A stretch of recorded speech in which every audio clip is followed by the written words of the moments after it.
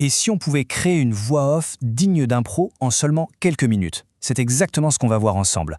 Un petit guide pour maîtriser les voix de l'IA et obtenir un résultat vraiment impeccable. C'est assez bluffant, non?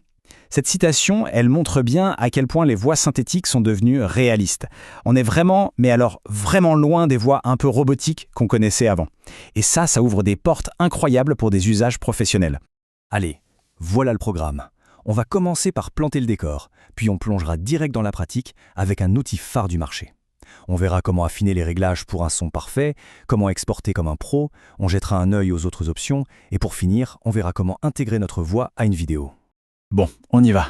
L'époque où les voix d'IA sonnaient monotones, un peu comme un robot, c'est terminé. Aujourd'hui, la technologie nous offre des voix qui sont expressives, naturelles et pleines de nuances.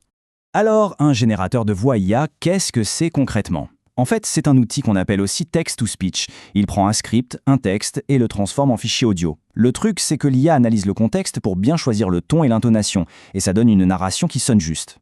Et où est-ce qu'on trouve cette technologie ? Eh bien, un peu partout en fait. Dans les podcasts, les pubs, les formations en ligne et même nos assistants vocaux. C'est devenu un outil super polyvalent qui est apprécié pour sa flexibilité et son efficacité. Ok, passons à l'action. On va s'intéresser à Eleven Labs, qui est vraiment un des leaders dans ce domaine. On va décortiquer ensemble le processus de création, pas à pas. Le processus de base, vous allez voir, il est hyper simple. On choisit une voix parmi des milliers d'options, on colle notre texte, on clique sur « Générer » et hop, on télécharge. C'est vraiment cette simplicité qui fait toute la force de l'outil, surtout quand on débute. Petite astuce de pro qui va tout changer. Si le script est un peu long, il faut éviter de tout générer d'un coup. Pourquoi ? Parce que la voix peut changer de ton en cours de route. La clé, c'est de travailler par petits paragraphes. C'est le secret pour garantir une performance stable et bien homogène du début à la fin. Bon, c'est ici que la magie opère vraiment. Parce qu'une qualité professionnelle, elle ne vient pas juste du bouton « Générer ». Non, elle vient de la maîtrise des réglages avancés. Alors, le réglage crucial, c'est celui de la stabilité. Il faut le voir comme un curseur. Si on met une stabilité basse, la voix sera beaucoup plus expressive, plus vivante, idéale pour une histoire par exemple. Par contre, elle peut être un peu inégale. À l'inverse, une stabilité élevée, ça garantit la cohérence, c'est parfait pour un tutoriel, mais ça peut sonner un peu plat. Tout l'art est de trouver le juste milieu. Pour que ce soit bien concret, voilà quelques exemples. Pour un contenu explicatif comme celui-ci, une stabilité autour de 45% avec une similarité proche de 30%, c'est l'idéal. Pour un récit, on peut descendre la stabilité vers 25% pour avoir plus d'émotion. Et un détail super important, l'exagération du style, on la laisse presque toujours à 0 pour un rendu naturel. Voilà, la voix est générée, elle est affinée. Maintenant, il faut l'exporter correctement. C'est essentiel pour préserver toute la qualité, surtout si on doit la retravailler en post-production. Premier paramètre clé, la fréquence d'échantillonnage. 48 000 Hz ou 48 kHz, c'est la norme dans l'industrie pour tout ce qui est vidéo. En utilisant cette valeur, on s'assure d'une compatibilité parfaite et d'une qualité audio au top. Ensuite, la profondeur de bits. Le fait d'exporter en 24 bits, ça nous donne beaucoup plus de marge de manœuvre au moment du mixage. Ça veut dire qu'on peut ajuster les volumes, traiter le son, sans perdre en qualité et sans ajouter de bruit.